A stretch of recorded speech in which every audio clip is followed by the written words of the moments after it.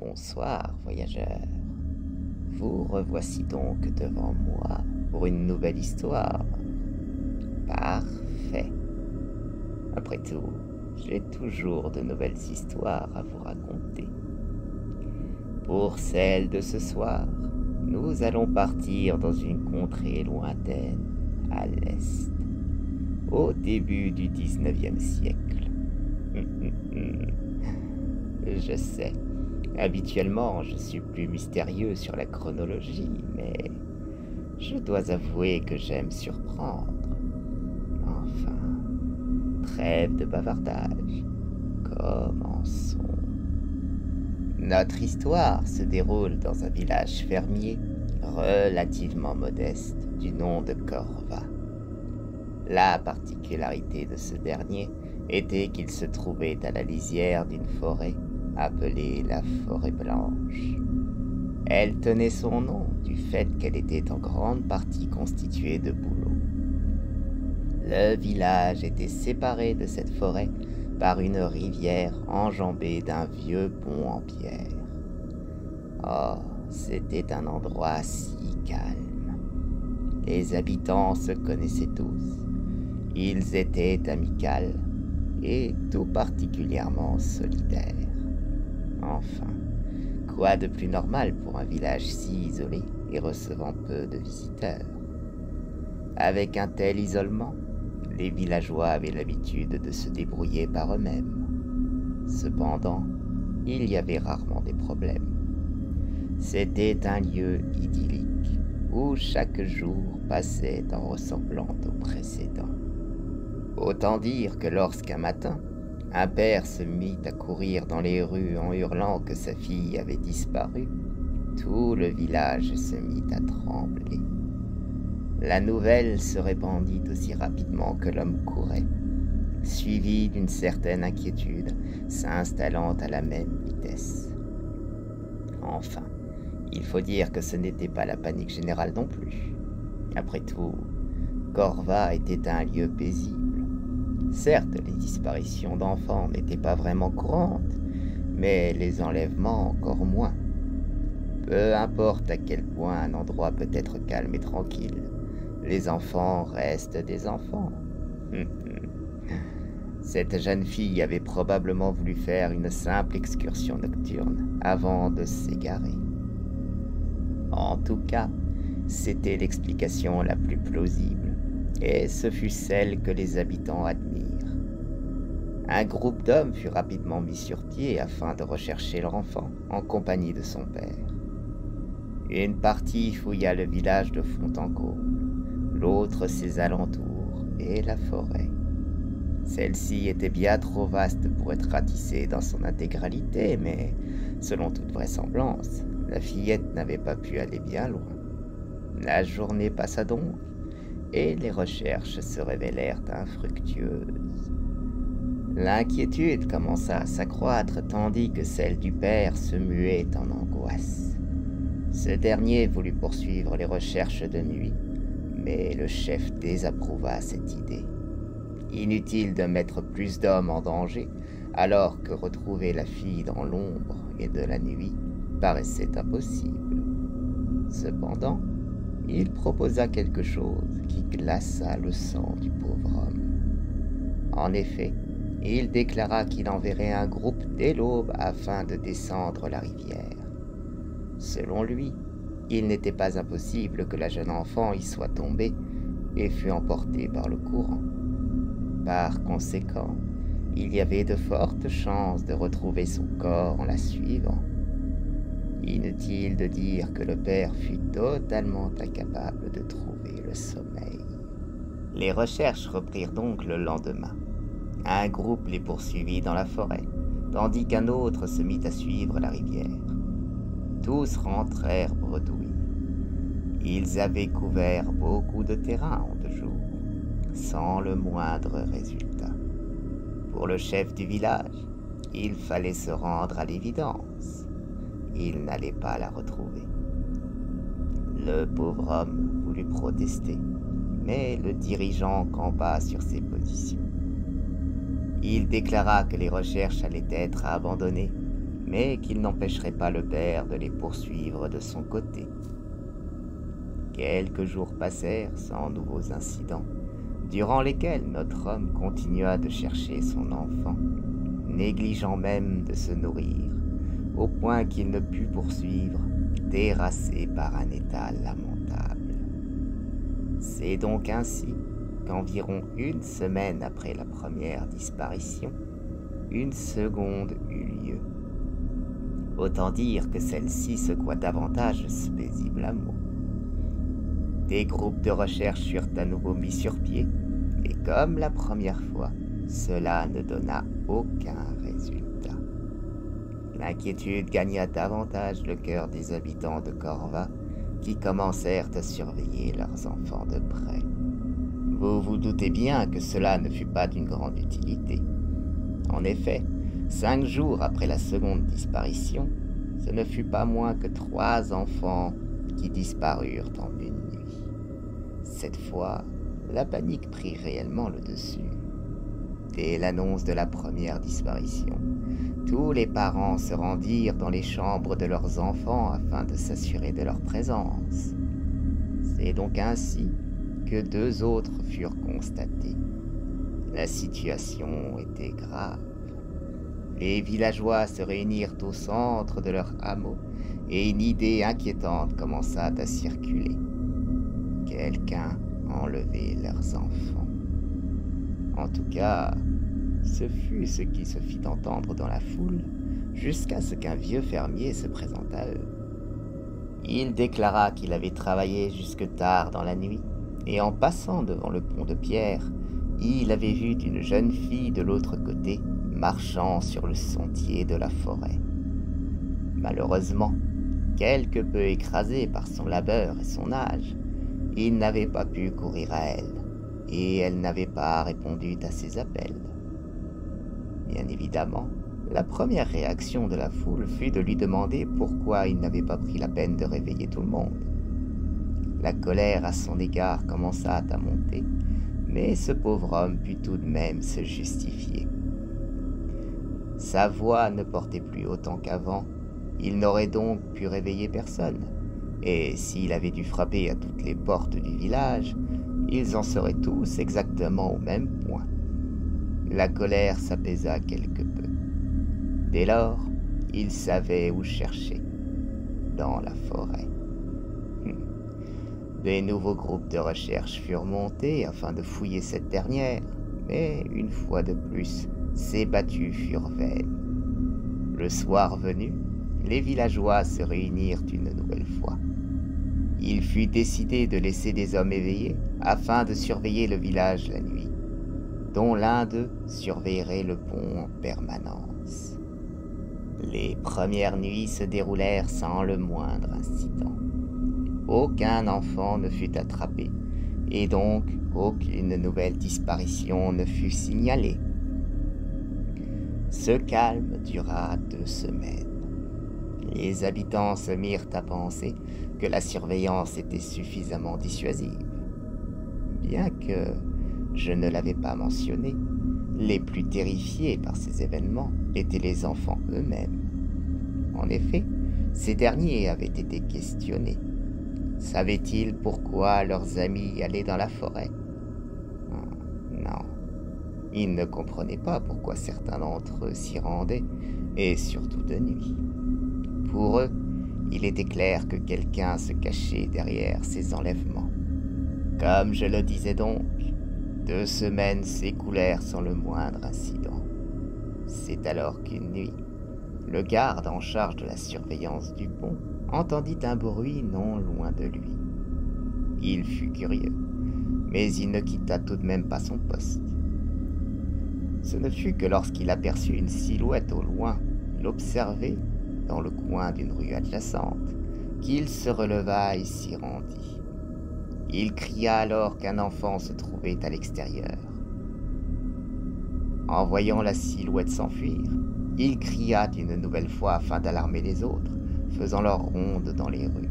Puis il se retourna afin de retourner à son propre poste. Et c'est là qu'il aperçut 6 autres silhouettes éclairées par la pleine lune en train de traverser le pont. Cette fois-ci, il hurla à plein poumon pour les interpeller, mais ceux-ci ne se retournèrent même pas. Il hurla donc une nouvelle fois, cette fois-ci à l'attention des autres veilleurs, signalant que des enfants avaient réussi à tromper sa vigilance et à traverser le pont. Ces derniers s'empressèrent de rejoindre leurs collègues, puis ils se hâtèrent de traverser le pont à leur tour afin de rattraper les enfants. Ils purent les apercevoir au loin et constatèrent qu'ils avaient pu mettre déjà une certaine distance entre eux. Ils commencèrent donc à se diriger vers eux au pas de course. Et c'est alors que l'un d'eux eut une idée particulière. Il proposa de les suivre plutôt que de les ramener. Selon lui, pour empêcher des futures fugues, il fallait avant tout en découvrir l'origine. Les 5 autres veilleurs furent un peu surpris. En effet, l'idée était loin d'être stupide, et ils en vinrent à se demander pourquoi ils n'y avaient pas pensé avant. Tous acceptèrent. Par conséquent, ils ralentirent le pas, suivant désormais les enfants de loin. Ils marchèrent ainsi durant 2 longues heures, jusqu'à ce que les enfants s'arrêtent face à un grand chêne, probablement multicentenaire, ayant un énorme creux au centre de son écorce, semblable à une porte d'entrée. Les questions se bousculèrent dans leur tête, mais aucun ne put les formuler à voix haute. Ils échangèrent un regard, ignorant s'il était temps d'intervenir ou d'attendre encore un peu.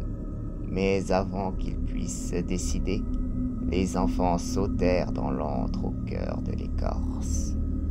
En voyant cela, les 6 hommes commencèrent à être gagnés par la panique. Qu'allaient-ils faire? Devaient-ils suivre les enfants ou rebrousser chemin afin d'avertir le village?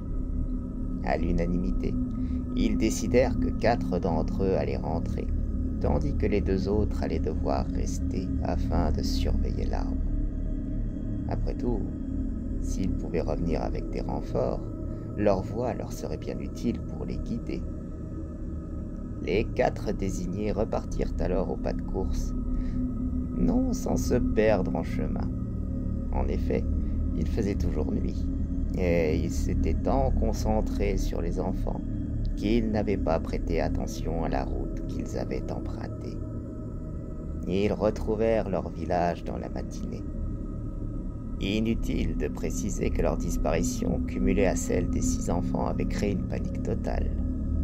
Par conséquent, un vent de soulagement souffla lorsqu'ils furent aperçus. Mais il faut dire qu'une inquiétude demeura. Après tout, il manquait 2 d'entre eux, ainsi que les enfants. Ils expliquèrent alors ce qu'ils avaient fait et vu. Tandis que les villageois écoutaient leurs récits, l'angoisse commença à prendre place. Tous commencèrent à s'agiter, mais le chef du village parvint à ramener le calme.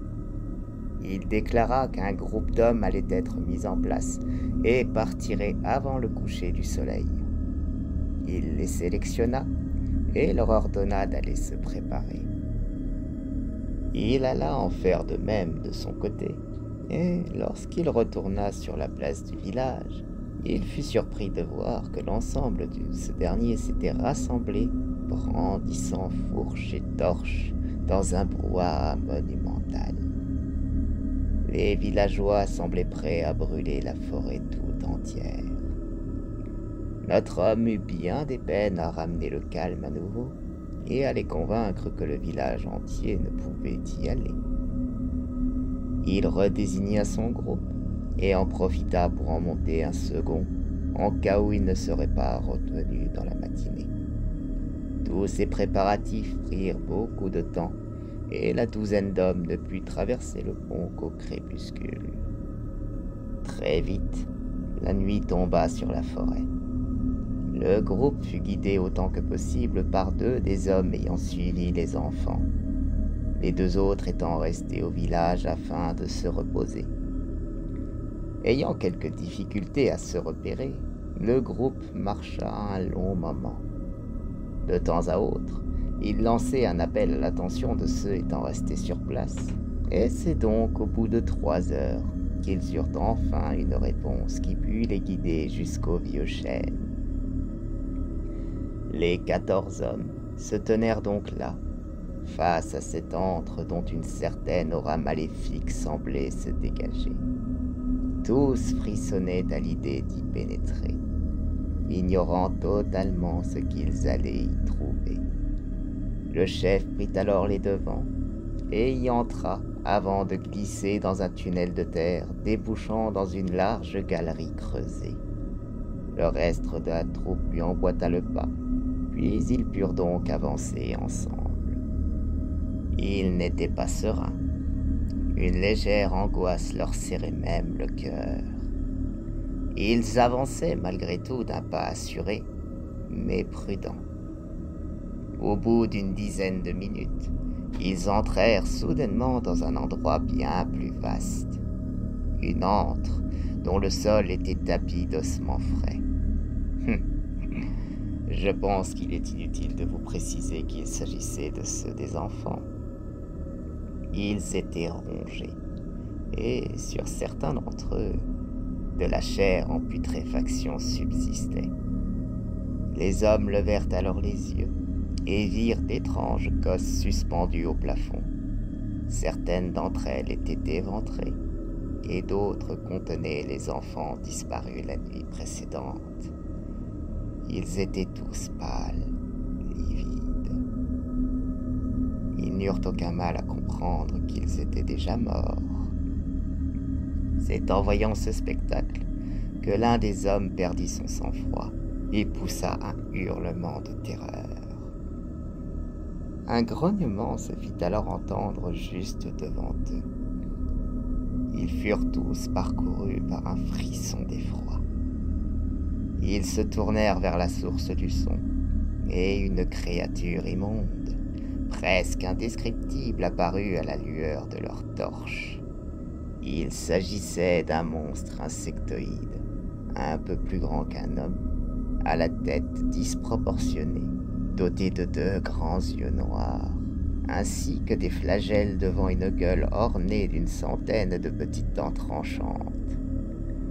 Son corps, quant à lui, était un peu plus petit que celui d'un humain, mais duquel sortait une dizaine de longues pattes fines, dont 2 bras au bout duquel se trouvaient de longs doigts invertébrés, chacun portant une griffe recourbée.